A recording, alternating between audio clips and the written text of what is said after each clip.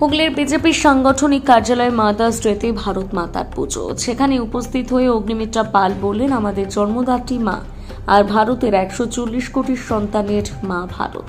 তাই আজ মাতৃদিবসে ভারত মায়ের পুজো করাটাই শ্রেয়।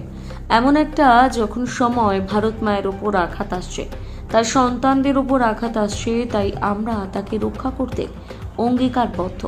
নিজের প্রাণ দিয়েও আমরা তার সম্মান রাখব।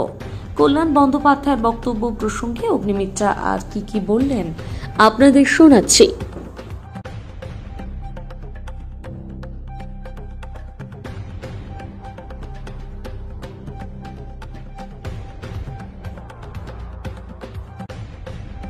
লঙ্ঘন করে সেই সন্ধি মানে না, সে আবার অ্যাটাক করে। কি বলবেন তাদের? দেখুন, যে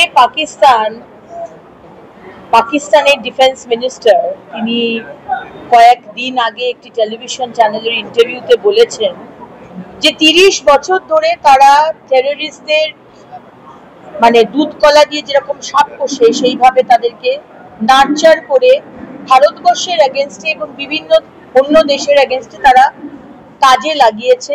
ইউনাইটেড স্টেটস এর কথায় পাকিস্তানের ডিফেন্স মিনিস্টার এটা বলছে। সুতরাং সেই দেশকে কি আপনি বিশ্বাস করতে পারেন? আমাদের ভারতবর্ষ সবসময় আমরা বলি না যে আমরা কাউকে ছেড়বো না, আমরা কাউকে বিরক্ত করব না, কিন্তু কেউ যদি আমাকে ছেড়খানি করে আমি কিন্তু তাকে ছাড়বো না। সুতরাং আমাদের 26 জন ভারতবাসীকে 22 এপ্রিল যেভাবে ধর্ম জিজ্ঞেস করে করে খুন করা হয়েছে তার বদলা তো হবেই। ভারতবর্ষের 140 কোটি মানুষ তারা চেয়েছে আসিম মুনির, পাকিস্তানের চিফ অফ আর্মি স্টাফ, তার কাটা মাথা, আমরা সেটা চেয়েছি। তারপরে যেভাবে পাল্টা জবাব দেওয়া হয়েছে আমরা স্যালিউট জানাই আমাদের আর্মড ফোর্সেস, মিলিটারি ফোর্সেস এবং আমাদের অভিভাবক আমাদের প্রধানমন্ত্রীকে। তারপরে গতকাল যেটা দেখা হলো, আমরা শান্তি চাই, আমরা চাই না যে সাধারণ মানুষ, কারণ আমরা যুদ্ধ চাইনি, আমরা কিন্তু দেখে দেখে যেগুলো টেররিস্ট লোকেশন সেগুলোকে আমরা নিকেশ করেছি। কিন্তু পাকিস্তান কিন্তু সেই রুল মানেনি। তারা জম্মুতে যেখানে জনবহুল এলাকা সেখানে বোম ফেলছে, রাজস্থানের যেখানে বর্ডারে জনবহুল এলাকা সেখানে বোম ফেলছে, গুজরাটে বোম ফেলছে। পাকিস্তানকে আপনি বিশ্বাস করতে পারবেন না, পাকিস্তান সাপের মতো। এবং ঠিক তাই হলো। আমরা কিন্তু সেই সিজফায়ারকে সম্মান জানিয়ে তারা ফোন করেছে, পাকিস্তানের মিলিটারি আমাদের দেশকে ফোন করেছে, ফোন করে তারা বলেছে যে আমরা সিজফায়ার চাই, তাই জন্য আমরা সিজফায়ার করেছি। কিন্তু সুতরাং পাকিস্তানের মতো দেশকে কিন্তু বিশ্বাস করা যাবে না। এবং ঠিক তাই গতকাল রাত থেকে আবার শুরু হয়েছে। আমরা কোনোদিনই চাইবো না সাধারণ মানুষের প্রাণ যাক, আমরা খুব ডিএসকেলেট করার চেষ্টা করছি। কিন্তু পাকিস্তানের অন্য মতলব, তাদের অন্যরকম ধারণা বা অন্যরকম তাদের স্ট্র্যাটেজি, তারা কিন্তু বিষয়টিকে এসকেলেট করার চেষ্টা করা হচ্ছে। দিদি, আজ 19 দিন অতিক্রান্ত। রিষড়ার যে পূর্ণম কুমার সাউ, তাকে পাকিস্তান রেঞ্জাররা আটক করেছে। তার পরিবার উৎকণ্ঠার মধ্যে আছে যে তাদের সেই জওয়ান বাড়িতে ফিরবে কিনা। মাঝখানে যুদ্ধবিরতিতে আশা ফিরেছিল, কিন্তু গতকাল রাতে দেখা গেছে পুনরায় আবার অ্যাটাক। কি বলবেন? আদৌ কি পূর্ণম কুমার সাউকে ফেরানো যাবে? পরিবারের উদ্দেশ্যে কি বার্তা দেবেন? দেখুন, আমি তো সেই জায়গাতে নেই, আমি এক্সটার্নাল অ্যাফেয়ার্স মিনিস্ট্রিতেও নেই, আমি মিনিস্ট্রি অফ হোম অ্যাফেয়ার্স এরও নই, আমি খুব সামান্য একজন কার্যকর্তা। কিন্তু আমার একটা দৃঢ় বিশ্বাস আমার প্রধানমন্ত্রীর উপরে, কারণ আমি জানি আমার প্রধানমন্ত্রী আমার অভিভাবক, শুধু আমার নয়, আপনার এবং 140 কোটি মানুষ এবং যে ব্যক্তিকে পাকিস্তানে ধরে রাখা হয়েছে।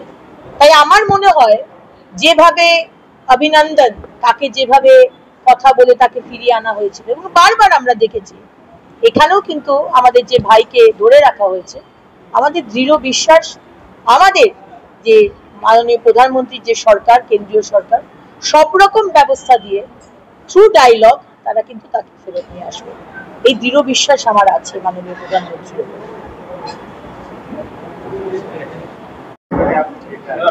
আমাদের যেরকম আমাদের জন্ম দিয়েছেন আমাদের মা, সেরকম ভারত মা, তিনি তো আমাদের মা, 140 কোটি ভারতবাসীর মা। সুতরাং আজকে মাতৃদিবসে ভারত মায়ের পুজো করাটাই তো সব থেকে শ্রেয়। এবং আমি ধন্যবাদ জানাই আমাদের এখানকার সমস্ত ভারতীয় জনতা পার্টির কার্যকর্তা বৃন্দকে, যারা এই ধরনের যে তাদের মানসিকতা, ভারত মায়ের পুজো করা আজকে মাতৃদিবসে, খুব ভালো লাগলো আজকে এখানে এসে মাতৃদিবসে ভারত মায়ের প্রণাম, মানে শতকোটি প্রণাম জানালাম। এবং আজকে এরকম একটি সময় যেখানে ভারত মায়ের উপর অত্যাচার আসছে, ভারত মায়ের সন্তানের উপর অত্যাচার হচ্ছে, তাদেরকে নিকেশ করা হচ্ছে, মানে খুন করা হচ্ছে, এরকম একটা সময়ে দাঁড়িয়ে আজকে ভারত মায়ের আশীর্বাদ এবং ভারত মাকে প্রোটেক্ট করা, আমরা 140 কোটি ভারতবাসী আমরা অঙ্গীকারবদ্ধ। ভারত মায়ের সম্মান আমরা নিজের প্রাণ দিয়েও আমরা তার সম্মান রাখি। কংগ্রেস এই পরিস্থিতির মধ্যে সারা দেশ জুড়ে তাদের সমস্ত কর্মসূচি বাতিল করেছে, কিন্তু সেখানে দেখা যাচ্ছে আপনাদের কর্মসূচি। দেখুন, এই কর্মসূচিটা আসলে বহুদিন ধরে বলা, এবং এটা পার্টির কর্মসূচি নয়, সাধারণ মানুষের কর্মসূচি। এটা কোনো পার্টির ব্যানার নয়। সাধারণ মানুষ যাদেরকে বহুদিন আগে থেকে বলে দেওয়া হচ্ছে আজকের এই ডেটটা, সেই ডেটটা তারা অত দূর দূর থেকে আসবে, আর তারপর সেই কর্মসূচি হলো না, এখানে এসে তারা জানতে পারবে, এটা আমাদের মনে হয়েছিল এটা খারাপ হবে। এরকম একটি গ্রীষ্মের দিনে তাদেরকে জানানো যে আজকে ক্যান্সেল, আমরা সমস্ত প্রোগ্রাম ক্যান্সেল করেছি, কিন্তু যেখানে যেখানে অলরেডি আর 1.5 মাস 2 মাস আগে বলে দেওয়া হয়েছে, সেই প্রোগ্রামগুলো লাস্ট মোমেন্টে ক্যান্সেল করা হলো।